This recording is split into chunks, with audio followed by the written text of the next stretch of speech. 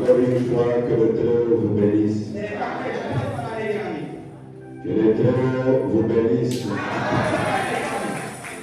Alors, pendant que nous sommes debout, nous ouvrons nos Bibles dans le livre d'Exode.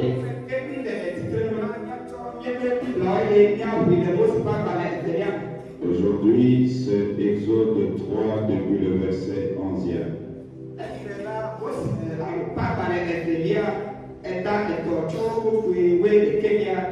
Et nous allons nous arrêter au verset 15e. Moïse dit à Dieu, qui suis-je pour aller vers Pharaon et pour faire sortir d'Égypte les enfants d'Israël? Dieu dit, je serai avec toi, et ceci sera pour toi le signe que c'est moi qui t'envoie. Quand tu auras fait sortir d'Égypte le peuple, vous servirez Dieu sur cette montagne. Moïse dit à Dieu, j'irai donc vers les enfants d'Israël et je leur dirai, le Dieu de vos pères m'envoie vers vous, mais s'ils me demandent quel est son nom, que leur répondrai-je? Dieu dit à Moïse, je suis celui qui suis. Et il ajouta, c'est ainsi que tu répondras aux enfants d'Israël, c'est lui qui s'appelle je suis m'a envoyé vers vous. Dieu dit encore à Moïse, tu parleras ainsi aux enfants d'Israël. L'Éternel, le Dieu de vos pères, le Dieu d'Abraham, le Dieu d'Isaac et le Dieu de Jacob m'envoie vers vous. Voilà mon nom pour l'éternité. Voilà mon nom de génération en génération. Que l'Éternel bénisse la lecture de sa parole. Et nous pouvons nous mettre. Nous avons confiance dans la prière que l'homme de Dieu a déjà offert devant l'Éternel. Nous sommes vraiment dans la joie d'être devant la sémence royale encore. Vous êtes le prédestiné de l'Éternel. Parce que croire les choses que vous croyez, ce n'est pas donné à n'importe qui. Du temps de Moïse, sur 2 millions de personnes qui sont sorties de l'Égypte, il n'y a eu que 2 seulement qui sont entrés. Et du temps de Jésus, bien qu'il était béni à une génération et un peuple adorateur, un peuple qui avait la constitution du pays, la parole de Dieu.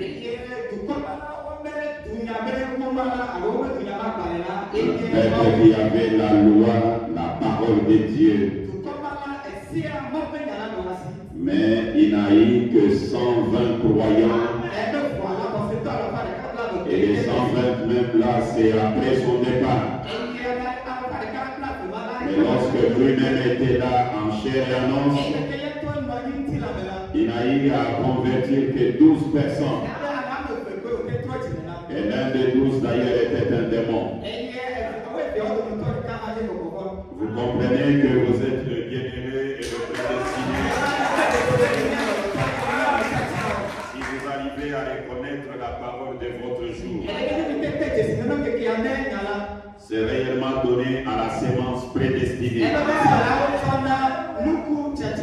Aujourd'hui, je voudrais parler sur les grandes qualités personnelles et particulières du leader du 3e exode.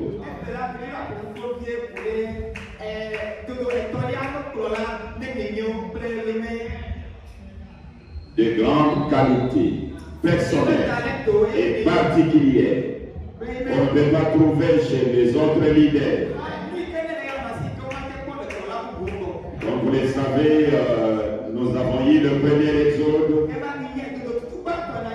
que nous pouvons retrouver facilement dans le livre d'Exode que nous sommes en train de lire.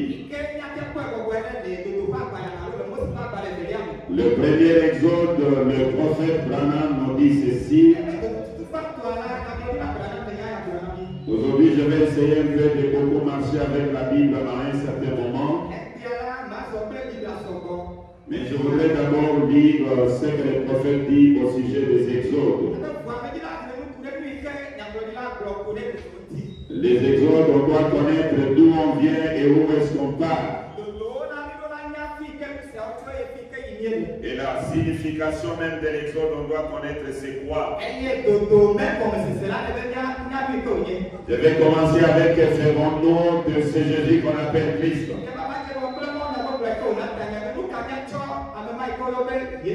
Prêché le 26 janvier 1964 à Phoenix.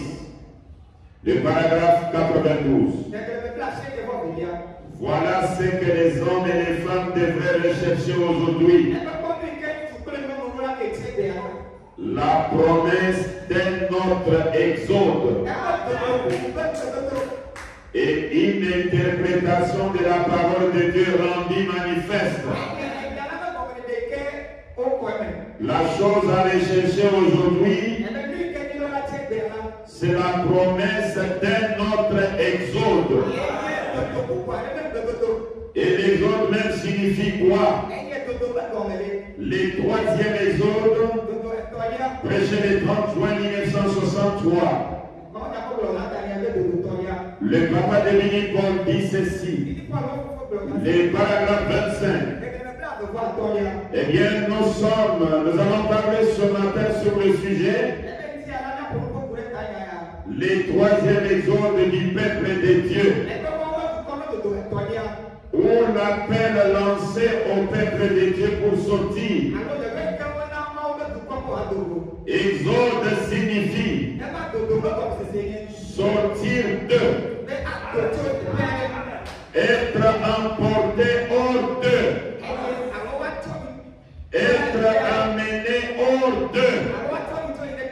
Et maintenant, je vais utiliser cela comme sujet. Le troisième exode du peuple de Dieu.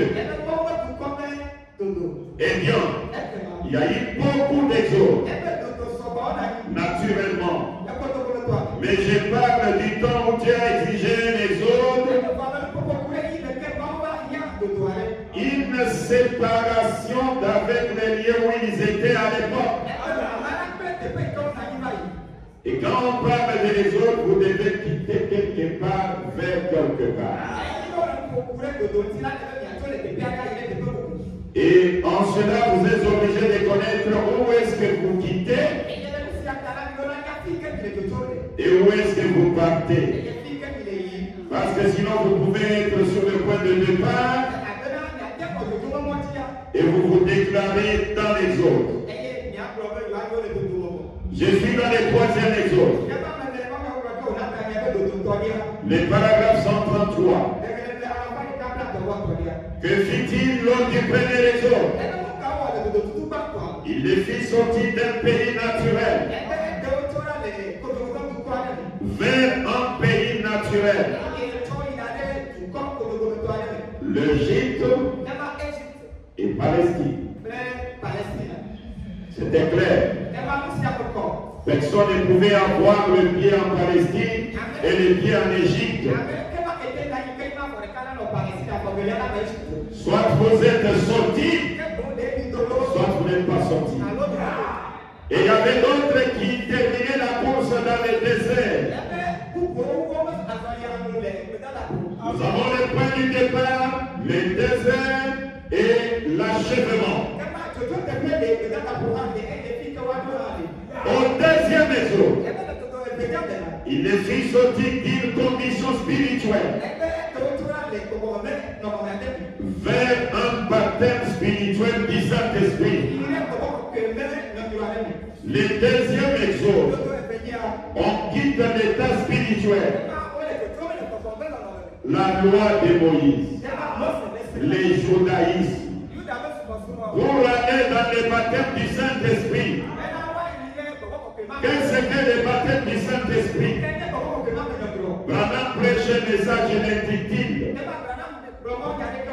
le baptême du Saint-Esprit ou le nom de Jésus. Ce qui fait que le deuxième exode, on quitte le judaïsme vers le nom de Jésus.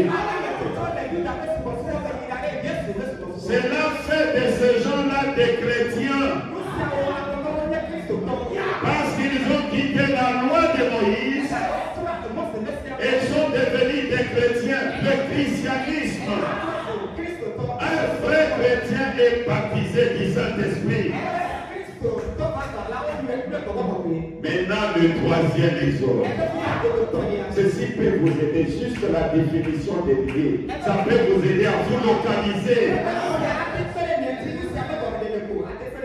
Écoutez, au deuxième exode, il est fait sortir d'une condition spirituelle vers un baptême spirituel du Saint-Esprit. Aujourd'hui, il les amène du baptême spirituel du Saint-Esprit vers le pays éternel du millénium et du glorieux au-delà. Nous quittons les baptêmes du Saint-Esprit pour aller dans le pays éternel du millénium. Et le pays du millénium, c'est un homme. C'est une personne. C'est Dieu sous la forme humaine. C'est Dieu devenu l'un d'entre nous. On quitte les baptêmes du Saint-Esprit. Essayez de vous rappeler. Vous avez beaucoup marché dans les églises du message. Tous ces gens qui se disent du message du temps de la fin, ils ne prêchent que le deuxième exode. La dernière prédication de tous les prédicateurs. Recevez le baptême du Saint-Esprit. Recevez le baptême du Saint-Esprit. Frère, est-ce que tu as déjà le baptême du Saint-Esprit? Ce qui te fait ici parce que tu n'as pas le baptême du Saint-Esprit. Or, le baptême du Saint-Esprit, c'est le lien final du deuxième exode. Mais aujourd'hui, on nous fait quitter là-bas.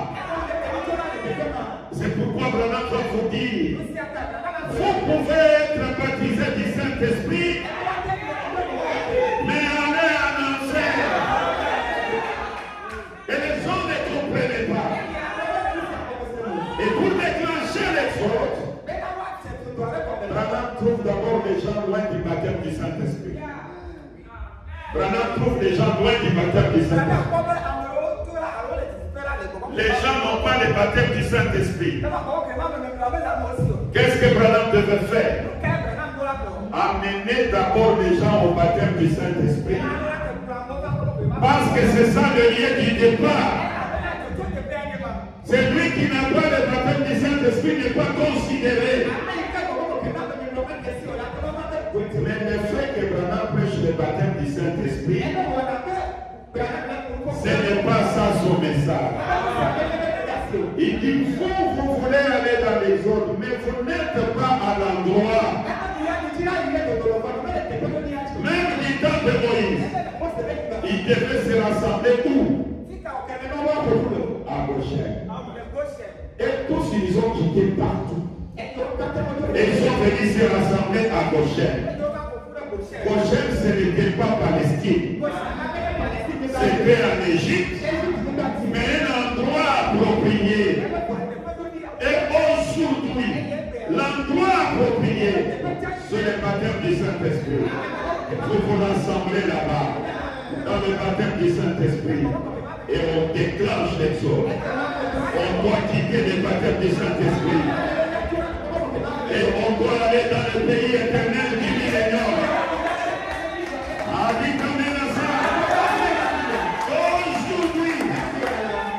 Les amène du baptême spirituel du Saint-Esprit vers le pays éternel du millénium et du glorieux au-delà. Sur la même colonne de feu par le même système web. Le même Dieu qui a accompli les mêmes choses. Et la même parole qui avait proclamé le premier exode a proclamé le deuxième. La même parole qui a proclamé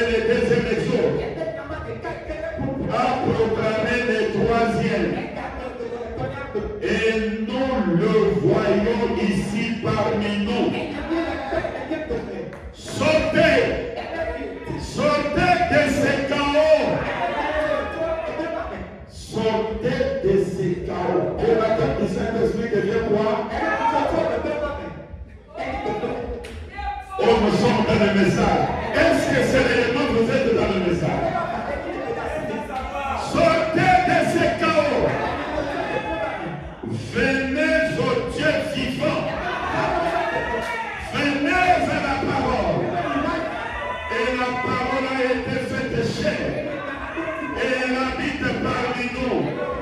Aujourd'hui, il est dans notre chair. Et il habite parmi nous. Sautez et servez le Dieu vivant. Est-ce que vous avez compris?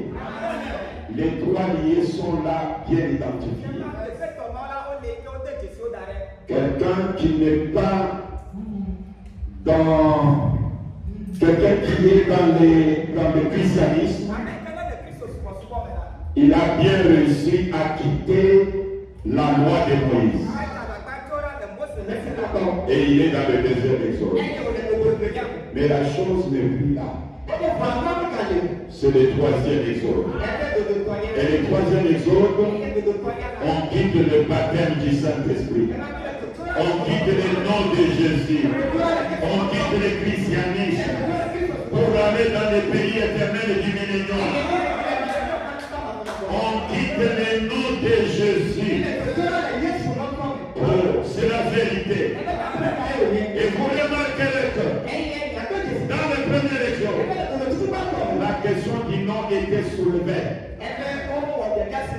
Dans le deuxième exode, la même question fut soulevée. Et aujourd'hui, le missionnaire vous dit vous quittez le nom de Jésus. Dans le premier exode, écoutez, Moïse pose la question à Dieu. Exode 3, le verset 13e, suivez bien.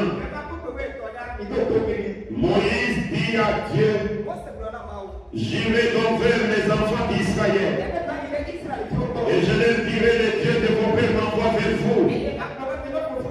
Mais s'ils me demandent quel est son nom, quel leur répondrai? La question du nom est très capitale. Dans tous les exodes, la question du nom, là c'est le leader, se mettant à la place du peuple. Et il demande, si il me demande le nom du Dieu qui t'a envoyé, écoutez comment Dieu donne son nom. Ceci va vous aider à comprendre que le seul vrai Dieu n'a fait que changer de nom. C'est ses habitudes. Il ne fait que changer de nom. Vous devez connaître quel est le nom qu'il porte actuellement. À cette époque, il a dit, Dieu dit à Moïse, je suis celui qui suis. Il ajouta, c'est ainsi que tu répondras aux enfants d'Israël. Celui qui s'appelle Je suis m'a envoyé vers vous. Dieu dit encore à Moïse, tu parleras ainsi aux enfants d'Israël. L'Éternel, le Dieu de vos pères, le Dieu d'Abraham, le Dieu d'Isaac, le Dieu de Jacob, m'envoie vers vous. Voilà mon nom d'éternité. Voilà mon nom de génération en génération. Dieu parle. A-t-il dit que son nom c'est Jésus? Mais comment vous avez su que Dieu est devenu Jésus?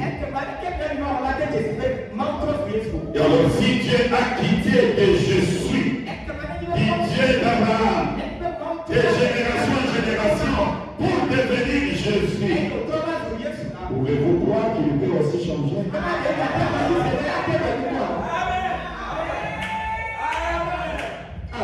Ne pouvez-vous pas voir la difficulté que Pierre avait lorsqu'il disait au peuple, je vous baptise au nom de Jésus. Les frères lecteurs de la Bible, des rouleaux, disaient. J'ai une écriture dans les rouleaux de Moïse. Dans les rouleaux, Moïse a dit les noms de notre Dieu, de génération en génération, s'appelle Jésus. Maintenant, vous nous dites que chez Jésus, ça ne cadre pas avec les Écritures. Pierre a souffert. Pierre a eu des problèmes sérieux.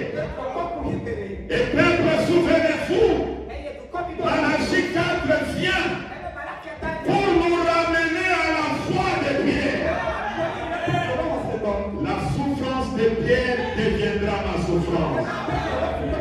La souffrance des disciples, c'est votre souffrance. Pour amener l'humanité à comprendre que dans l'Ancien Testament, on pouvait l'appeler d'un nom.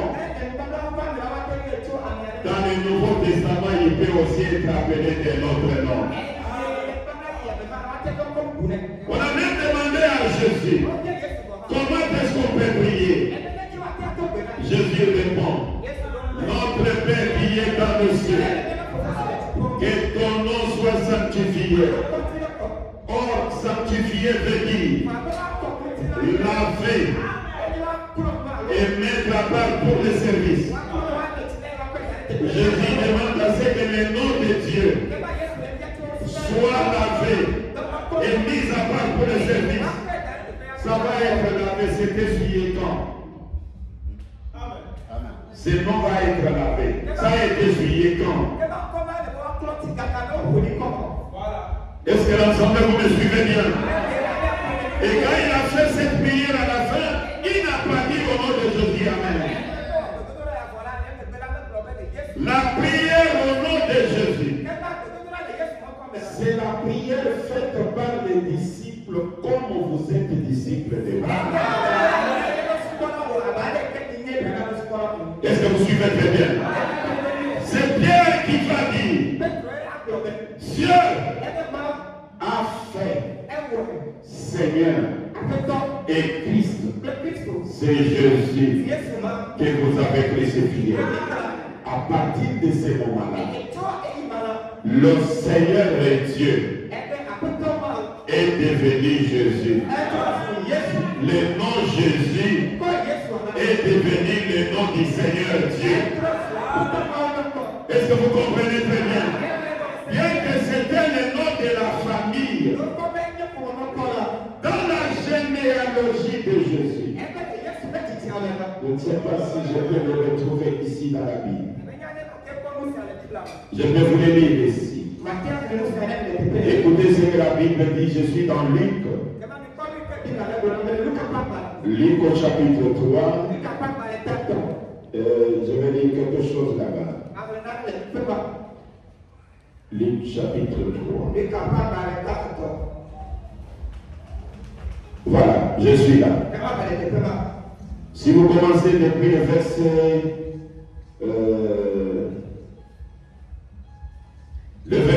23.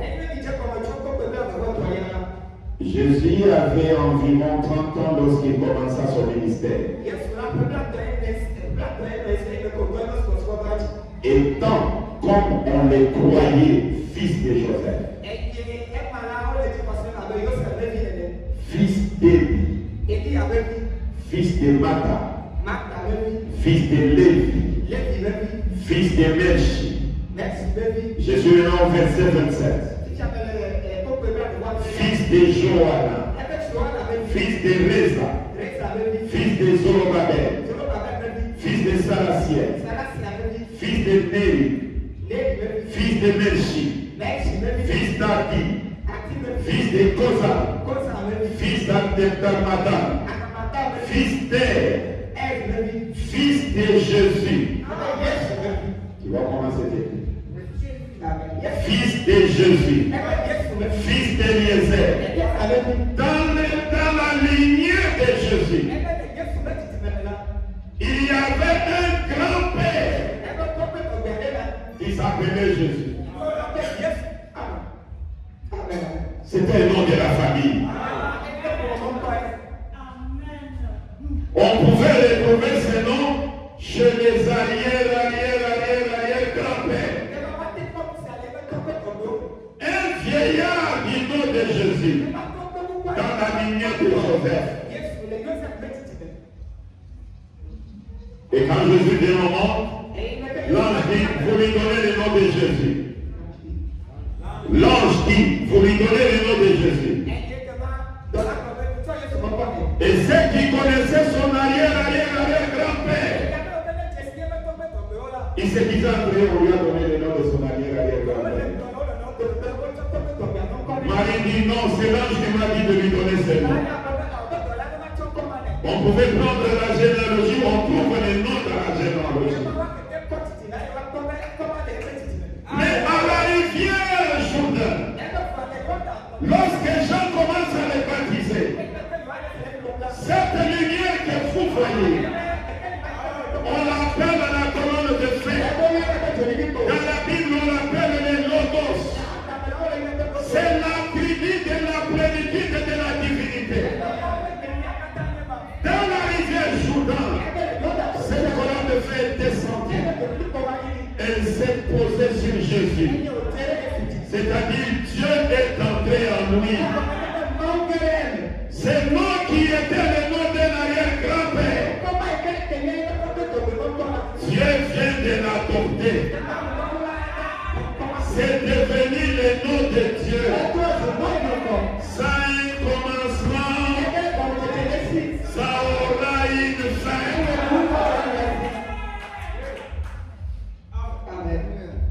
Et cette colonne de fer, Jésus la reçoit à 30 ans dans la rivière Jourdain. La même colonne de fer, Moïse, le leader, le premier leader, la reçoit à 80 ans. Mais la particularité de Branham, les œuvres personnelles de Branham, est que la colonne de fer s'est posée sur Branham au moment de sa naissance. Ça, Moïse n'en a pas. Ça, Jésus n'en a pas. Ça, ce sont des œuvres particulières, des qualités particulières, des personnels de William Marion Branham. Ah, c'est la vérité. Alors je disais que c'est non Jésus. Ça y est un commencement. Et ça doit avoir une fin. Ça doit avoir une fin où? Écoutez, je suis dans la Bible. Est-ce que vous aimez la Bible? Je dois mélanger mon sujet parce que je vois que nous avons des visiteurs. Je ne peux pas rester seulement avec le brochure. Écoutez, je suis dans Apocalypse au chapitre 3. La Bible dit ceci. Je suis depuis au verset 11. Jésus parle. Je viens bientôt. Retiens ce que tu as, afin que personne ne prenne ta couronne. Nous en avons fait des cantiques. Il vient bientôt. Il vient bientôt. Attendons le Seigneur. Car il vient bientôt. Il vient bientôt. Il vient bientôt. Attendons le Seigneur. Car il vient bientôt. Je viens bientôt. Retiens ce que tu as, afin que personne ne prenne ta couronne. C'est lui qui vaincra. Je ferai de lui une colonne dans le temple de mon Dieu. Et il ne sortira plus. J'écrirai sur lui le nom de mon Dieu. Est-ce que Jésus a son Dieu? À la croix, il a crié. Mon Dieu, pourquoi m'as-tu abandonné? Il promet d'écrire le nom de ce Dieu-là. Le nom de la ville de mon Dieu. De la nouvelle Jérusalem. Qui descend du ciel auprès de mon Dieu. Et mon nom nouveau. Et mon nom nouveau. Amis chrétiens, savez-vous que Jésus a déjà un nom nouveau? Pendant que vous priez au nom de Jésus, vous êtes comme un Israélite qui continue à prier au nom de Jésus pendant que Jésus est devenu Jésus. Savez-vous que Jésus a déjà un nom nouveau? Écoutez ce que Jésus lui-même vous dit. Je suis dans Matthieu au chapitre 7. J'ai lu les versets 22 et 23. Plusieurs me diront en ces jours-là, Seigneur, Seigneur, n'avons-nous pas prophétisé par ton nom? N'avons-nous pas chassé des démons par ton nom? N'avons-nous pas fait beaucoup de miracles par ton nom? Alors je leur dirai ouvertement, je ne vous ai jamais connu. Retirez-vous de moi, vous qui commettez l'iniquité. Retirez-vous de moi. Je ne vous ai jamais connu. Ces gens ont prophétisé au nom de Jésus. Ces gens ont chassé des démons. Je suis allé dans cette église, on a chassé les démons sur moi. Et on les a chassés au nom de Jésus. Et Jésus dit, je ne vous ai jamais connu. Écoutez, Luc 21, depuis le verset 16 à 19. Vous serez livrés même par vos parents, par vos frères, par vos proches et par vos amis. Et ils feront mourir plusieurs d'entre vous. Vous serez haïs de tous à cause de mon nom. À cause de mon nom. Il y a une catégorie de gens qui viennent ayant chassé des démons au nom de Jésus, mais Jésus ne les reconnaît pas. Mais il y a aussi une autre catégorie. Haïs de tous à cause du nom de Jésus. Mais allons dans les choses pratiques. Il y a quelqu'un qui peut posséder le nom Jésus-Christ et être haï dans ce monde. Est-ce qu'il y a quelqu'un sur cette terre?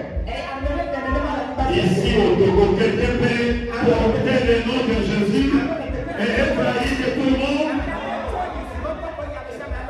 Mais Jésus a dit, vous serez haïs de tous. Vous devez tomber d'accord avec la Bible.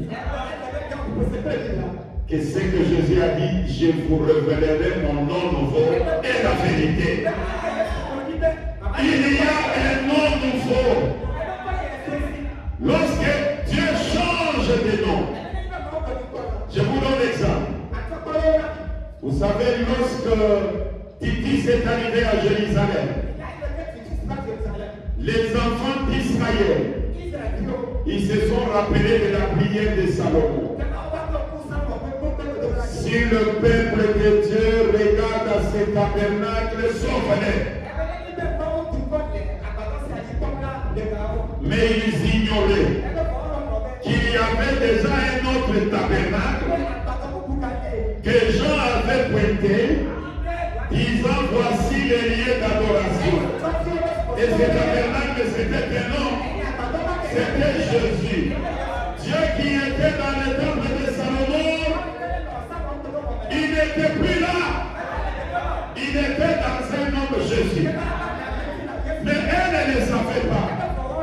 sont allés dans le temple. Titus les a suivis là-bas. Il les a égorgés en peine de sang. La mort dans le lieu saint.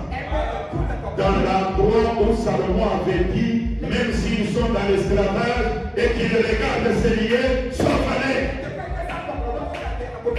Mais Israël avait manqué de reconnaître que le Dieu qui faisait la gloire du temple,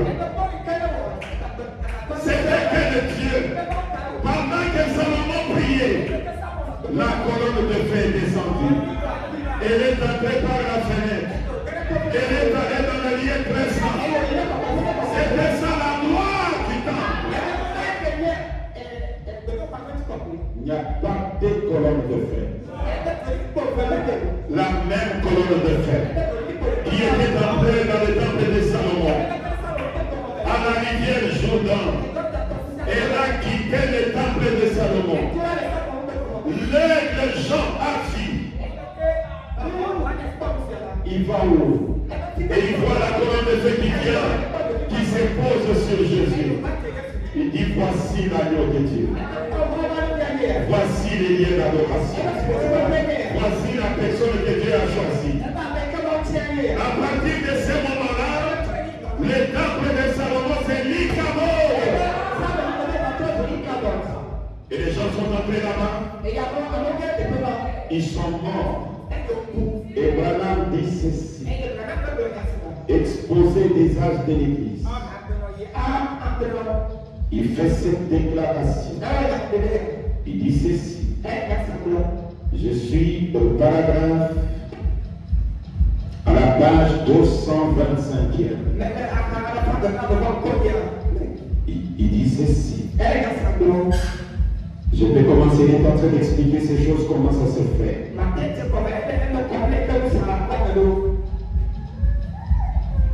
Donc la première église de Rome s'est organisée. Elle est morte. Dès que les Liténiens se sont organisés, la mort s'est installée. Et ils sont morts. En dernier, ils sont venus les pentecôtistes qui se sont organisés. L'Esprit les a quittés. Bien qu'ils refusent de les reconnaître. Mais il les a quittés. Ce mariage a apporté la mort. Ensuite est venue la lumière de l'unité de la divinité. Et aussi se sont organisés. Et ils sont morts. Puis après que le feu de Dieu descendit sur la rivière Oyo, en 1933, un mouvement de réveil et de guérison se répandit dans le monde entier. Mais il n'était pas ici d'une organisation. Dieu a agi en dehors des groupes pentecôtistes, en dehors des mouvements organisés. Et ce qu'il fera à l'avenir se fera également en dehors des mouvements organisés. Dieu ne peut pas se servir des morts pour agir. Il ne peut agir que par les membres vivants. Et ces membres vivants sont hors de Babylone. Maintenant, écoutez ce que je voulais dire. Les grands maîtres disent ceci.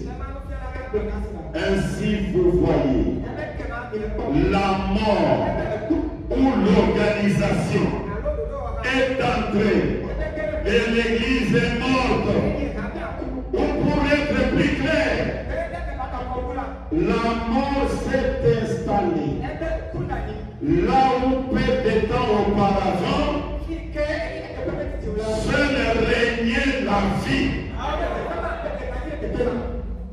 La mort s'est installée là où que la vie régnait seulement. Et même dans le temple de Salomon, c'est le lieu de la vie. Mais quand la colonne de feu est sortie, la mort est retournée. Et les gens ne le savaient pas. Et aujourd'hui, changement du nom de Jésus, je voudrais déclarer ouvertement que la vie qui était dans ces noms n'est plus là. Écoutez, Branham, je vais lire le prophète Branham avant d'aller plus loin.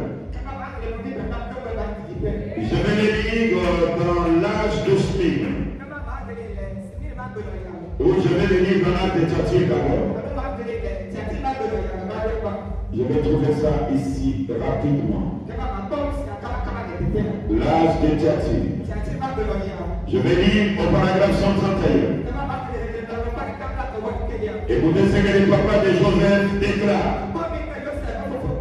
Le paragraphe 131, l'âge de Tchatir, et puis je vais revenir à la Bible. Ceci va aider à nos visiteurs à comprendre que le message de la Bible marche de pair. Écoutez, il dit ceci. Puis une autre lumière vint concernant les noms de Jésus-Christ. Alors il devint tout prétentieux et dit, Dieu soit béni. Si vous n'avez pas le nom de Jésus, vous allez en enfer. Nous, nous l'avons. Mais vous, vous ne l'avez pas. Est-ce que vous les entendez dire ça? Branham les traite de prétentieux. Alors il devait tout prétentieux et dit, Dieu soit béni. Si vous n'avez pas le nom de Jésus, vous allez en enfer. Nous, nous l'avons. Mais vous, vous ne l'avez pas. Comme il fait, ils sont simplement morts juste là. Et on fait de cela une organisation. La mort qui était entrée dans le temple de Salomon. La mort a eu la chance d'entrer là-bas lorsque la colonne de feu est sortie. Cher peuple de Dieu, en 1909, dans notre époque ici, dans les montagnes de Kentucky, il y avait une maman dans les douleurs de l'enfantement. De la même manière que Marie était dans les douleurs de l'enfantement. Mais cette maman dans ses douleurs, pendant qu'elle plairait, les étoiles tournoyaient. Les étoiles tournoyaient. Les étoiles tournoyaient. L'étoile des Cam, l'étoile des Seine, l'étoile des Japheth se sont croisées. Et quand ces trois étoiles se sont croisées, un bébé est venu dans le monde. Et à l'arrivée de ce bébé, à la minute que le bébé est arrivé, la colonne de feu est descendue. Je vais vous lire ce que le prophète Branham dit. Oh, j'aime beaucoup mon interprète ici. Je vais faire l'effort pour connaître la langue là. Hein?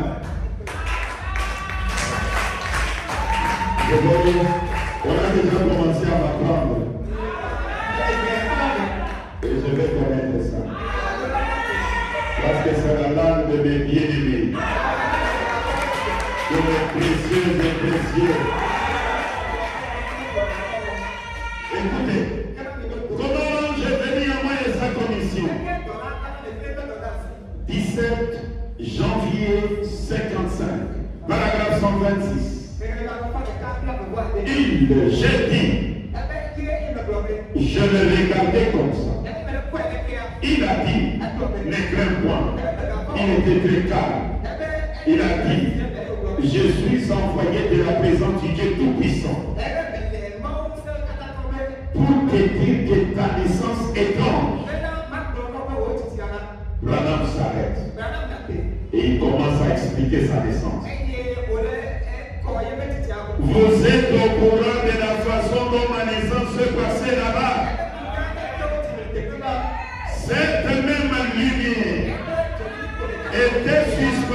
au-dessus de moi au moment de ma naissance. Cette même lumière était suspendue au-dessus de moi au moment de ma naissance. Au moment de ma naissance. Et quand vous voyez cette colonne de feu, il n'y en a pas deux. C'est elle, quand elle est sortie du temple de Salomon. Le temple de Salomon, c'était Icaro. Et la gloire était en Jésus. Parce que Jean l'a vu entrer en Jésus. La même colonne de feu. La voici ici. Elle a quitté le temple de Jésus. Et le temple de Jésus est devenu Icaro.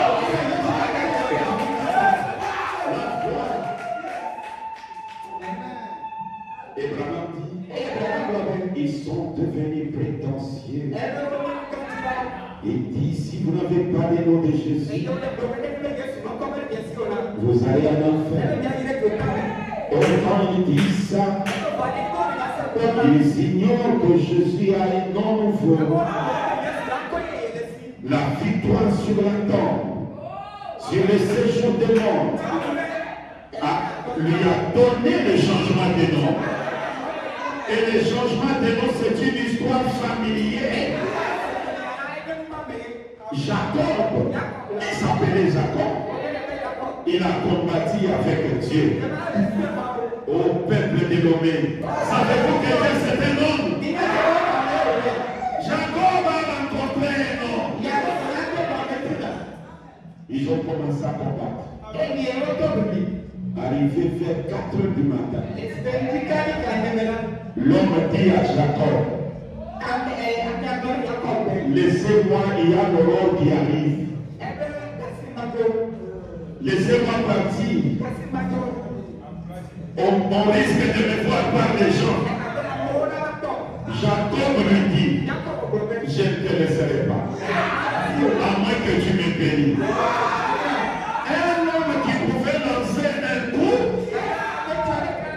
et Jacob réplique, un Dieu boxeur. Ils ont combattu avec Jacob. Arrivé à 4 heures du matin, il dit à Jacob, tous ces gens risquent de me voir. Laissez-moi partir. Jacob lui dit, tu ne partiras pas. Bénis-moi. L'homme demande à Jacob, comment tu t'appelles? Jacob dit, je m'appelle Jacob.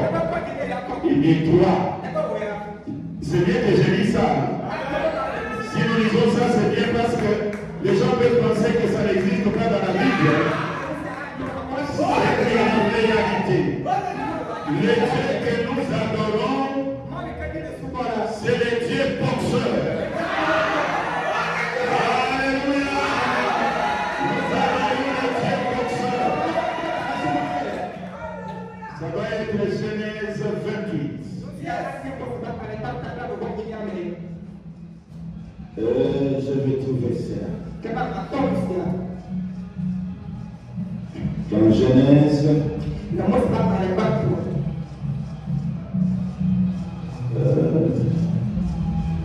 Il faut que je trouve ça.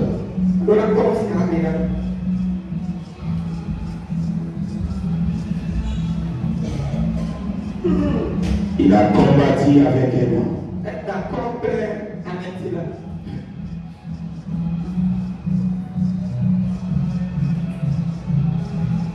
Jacob combattit avec un homme.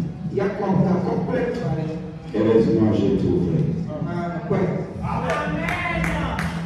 Genèse 32. Commençons depuis le verset 24. Lisons l'histoire. Est-ce que vous aimez la Bible? Jacob demeura seul. Alors un homme lutta avec lui jusqu'au lever de l'aurore. Un homme. Est-ce qu'on a dit un esprit était avec Jacob? Est-ce qu'on a dit un vent était avec Jacob? Un homme habita avec lui jusqu'au lever de l'aurore. Voyant qu'il ne pouvait le vaincre, cet homme le frappa dans la poiture de la hanche. Et la poiture de la hanche de Jacob s'est démise pendant qu'il était avec lui. Il dit, laisse-moi aller, car l'aurore s'élève. Jacob répondit, je ne te laisserai pas aller, que tu m'aies béni. Oh, il combattait avec un homme qui bénit. Je ne te laisserai jamais partir, que tu m'aies béni. Il lui dit, quel est ton nom? Il répondit, Jacob. Il dit encore, ton nom ne sera plus Jacob, mais tu seras appelé Israël. Écoutez la suite. Tu seras appelé Israël car tu as lutté avec Dieu et avec tes hommes et tu les as vaincus. Écoutez, Jacob maintenant lui dit. Jacob l'interrogea en disant, fais-moi, je t'ai pu connaître ton nom. Il répondit, pourquoi demandais-tu mon nom? Et il le bénit là. Jacob appela ses lieux du nom de Péniel, car il dit, je vis Dieu face à face et mon âme a été sauvée. Le Dieu qui a sauvé Jacob, c'est le Dieu boxeur. Et qui est Jacob? C'est Israël. Les 144 000. Qui c'est les 144 000? C'est le Dieu boxeur. Branham dit, j'ai tous les 144 000 avec moi ici. Et qui est Branham? C'est le boxeur de Kentucky. Le Dieu boxeur de Jacob. Et Jacob qui s'appelait Jacob, il s'appelle Israël. Abraham dans la Bible. Si vous êtes dans Genèse chapitre 17, il s'appelle Abraham avec 6 lettres. Dieu change son nom. Il est devenu Abraham. Sa femme s'appelait Sarai. Dieu change le nom. Elle s'appelle Sarah. L'histoire du changement de nom est familière. C'est une histoire biblique. Jésus ne sera pas le premier à changer de nom. Je suis dans l'exposé des âges de l'Église. La page 202. Il est aussi dit ici qu'il donnera au vainqueur les cailloux blancs. Et que dans les cailloux il y aura un nom nouveau. Que celui qui les porte sera le seul à connaître. L'idée des noms nouveaux est déjà familière. Abraham est devenu Abraham. Sarai est devenu Sarah. Jacob est devenu Israël. Abraham est devenu Simon est devenu Pierre. Saul est devenu Paul. Ces noms ont provoqué un changement. Ou bien ils ont été donnés à cause d'un changement qui s'était opéré. Ce n'est qu'après que le Seigneur a changé le nom d'Abraham et de Sarai qu'ils ont été préparés à recevoir le Fils à venir. Dans le cas de Jacob, ce dernier a dit vaincre. Et ensuite il a été nommé prince. Dans le cas de Simon et Saul, le changement est intervenu une fois qu'ils avaient reçu le Seigneur. Et aujourd'hui, j'aime quand il commence avec aujourd'hui. Quand il dit maintenant,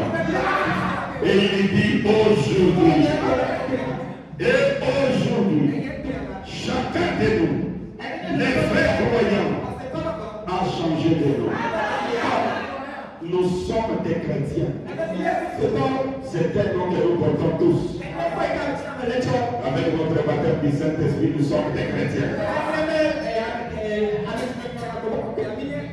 Mais un jour, nous changerons de nouveau. Branham dit assurément, nous recevrons un nom nouveau. Et ce nom pourrait bien être notre véritable nom. Originaire, qui est écrit dans le livre de vie de la vie. Notre véritable nom n'est pas chrétien. C'est là où je vous dis, dans l'Ancien Testament, il ne s'appelait pas Jésus-Christ. C'est un nom qui a eu un commencement. Et c'est un nom qui a eu aussi une fin. Mais nous avons notre véritable nom. Originaire. Écrit dans le livre de vie de l'agneau. Je vous pose une simple question. Un dessinateur, quand il fait le dessin quelque part, quand il arrive à la fin, il signe. Il ne peut pas signer du nom de notre dessinateur.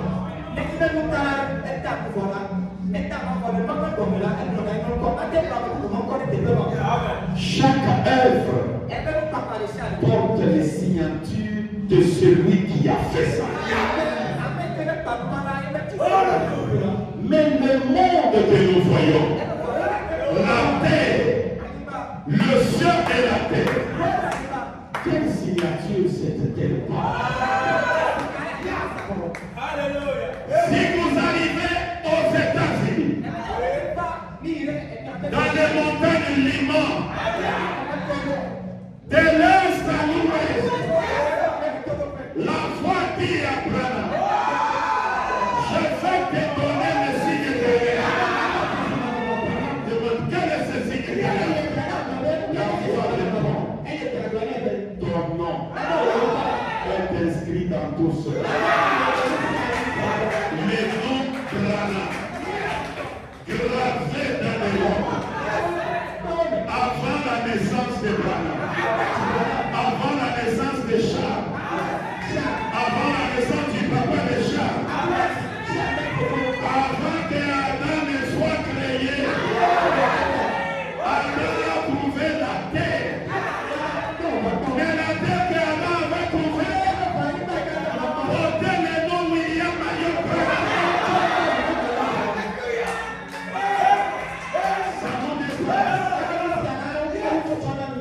Le rocher avec la figure de Branham. Les grands Branham disent, lorsqu'un homme met une femme sur la poitrine, elle laisse l'empreinte sur la poitrine. Et cette empreinte ne peut jamais être effacée par qui que ce soit. Il dit, c'est ce qui s'est passé au commencement. Il dit, je vois le Saint-Esprit qui part sur la terre. Il prend sa poitrine, il le met sur la terre. Il commence à roucouler. Il roucoule. Pendant qu'il roucoulait, les arbres sortent, les animaux sortent. Mais Adam est sorti. Et pendant qu'il roucoulait, il a laissé ses empreintes sur la terre. Ah, écoute. C'est terrible. Le papa de Billy-Paul. Il ne s'arrête pas là. Dans la planète Mars, la figure de Branham est là-bas. Qu'est-ce que la figure de Branham fait dans la planète Mars? Qu'est-ce que la figure de Branham fait sur la terre?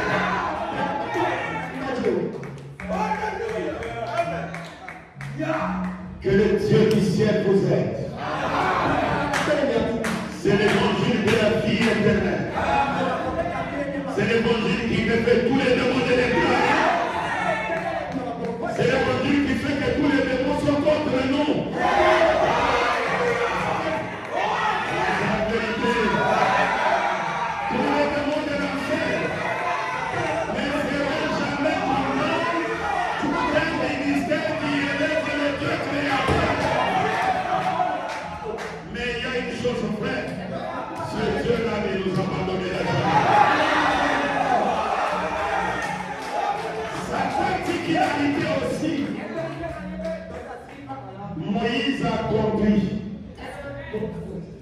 conduit le peuple jusque dans le désert. Mais il n'a pas eu à conduire le peuple au-delà du Jourdain. Au-delà du Jourdain, c'était Josué. Quand Josué est venu, il n'a pas conduit aussi le peuple au-delà du Jourdain. Pendant que Jésus nous a laissés dans le désert, il nous a prêté du doigt la promesse. C'est le Saint-Esprit qui vient prendre la relève. Mais Brana conduit l'exode de ses côtés et il nous conduit même au-delà du Jourdain. Écoutez ce qu'il déclare. Est-ce que vous aimez l'évangile? L'évangile du troisième niveau. L'évangile qui revient tout le monde de l'Église. L'évangile qui constitue des changements réels et radical interférer dans les domaines de la religion. Je suis dans le message qu'il a intitulé Je serai avec toi comme j'étais avec Moïse. Je vais les retrouver, je crois que c'est de 1960. Je serai avec toi comme j'étais avec Moïse. Il y a pas fait déclaration là-bas. Je serai avec toi. Voilà, je suis là. Écoutez ce qu'il dit. Je lis le paragraphe 154. William Branham est merveilleux. Dites à celui qui est à côté de vous, William Branham est merveilleux. Il est très merveilleux. Combien de gens sont bons sur la terre? Combien de gens vous dépassent? Ils vous dépassent en argent. Ils vous dépassent en richesse. Ils vous dépassent même dans la vie. Mais Dieu les a laissés. Il vous a pris vous. Il vous a sélectionné vous. Quelle grâce! Quelle miséricorde!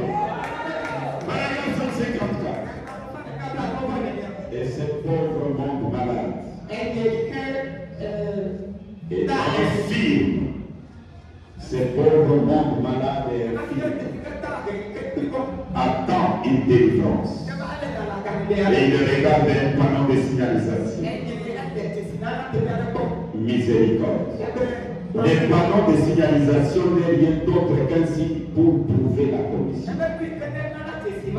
Voilà les nouveaux ministères. C'est la vie juste de mettre révélé. Priez pour les malades. Amenez les gens à te croire. Dieu ne peut jamais te laisser cela. C'est sa commission. Peu importe ce qui se passe. Combien j'ai failli misérablement. Je n'aurais jamais dit aller de l'avant avec ces signes. Cela n'était pas la volonté de Dieu. Mais Dieu a béni cela de toute façon. Suivez-moi. Mais je suis prêt à quitter cette montagne. Je vais traverser le Jourdain. Je vais exécuter la commission, amener les gens à te croire. Je vais traverser le Jourdain. C'est là où Branham dit, quand bien même je traverserai le Jourdain, je vais continuer à veiller sur la marche de l'épouse. Il conduit de cet autre côté, il conduit même de l'autre côté. Soyez-en sûrs que Branham est avec vous. Il est vivant. Il devait traverser le Jourdain. Parce que là où il y a un testament, il est nécessaire que la mort du testateur soit constatée. Il fallait qu'il traverse le Jourdain pour nous permettre de publier le testament. Mais il devait traverser. Comme tu as fait sur la masse de l'épouse. Lorsque vous êtes en difficulté, lui vous voit. Lorsque vous êtes acquitté, il vous voit. Et les gens pensent, lorsqu'ils vous voient, ils font par tous les moyens pour vous avoir. Et ils ne vous trouvent pas et disent c'est un magicien. Ce n'est pas de la magie. Il y a un homme dans notre corps. Ce n'est pas de la magie. Le papa de l'Ivo est vivant. Et il fait ici notre page. C'est comme aujourd'hui même. Si vous voulez l'expérimenter, nous allons offrir une prière. Il va répondre à votre requête. Il va exaucer à votre problème. Il va vous donner les désirs les plus profonds du cœur. Quand je suis descendu à la rivière aujourd'hui pour baptiser les vainqueurs, ça va vous été des grands baptêmes de vainqueurs. J'ai dit, tous les démons se sont réveillés. Mais ils ne feront rien. Parce que Branham est dans notre camp. Est-ce que vous les voyez de tout votre cœur? Nous allons nous tenir debout. Notre tête inclinée. C'est vrai que nous sentons que nous pouvons continuer jusqu'à X temps. Demain, Dieu voulant, nous aurons l'occasion de vous parler d'abord de la vie de William Branham. Sa vie purifie, sa vie délivre, sa vie sauve. Et maintenant, pendant que nos têtes sont inclinées, vous avez vu le troisième exode. Vous avez vu que nous quittons le baptême du Saint-Esprit, qui est le nom de Jésus, pour aller dans le pays éternel qui est qui est Dieu devenu un homme. Dieu fait chair. Et si vous êtes là, et que vous êtes encore dans le deuxième exode, et maintenant vous venez de suivre l'évangile de la vie, et vous croyez que Jésus ne s'appelle plus Jésus, il a changé de nom, conformément aux Saintes Écritures, et que le nom qui était caché dans les données, le nom qui a été épelé cette fois, c'est ce nom, Branham. William Marion Branham, le signe éternel. Et si vous êtes convaincu de cela, je suis disposé à vous amener au saut des baptêmes.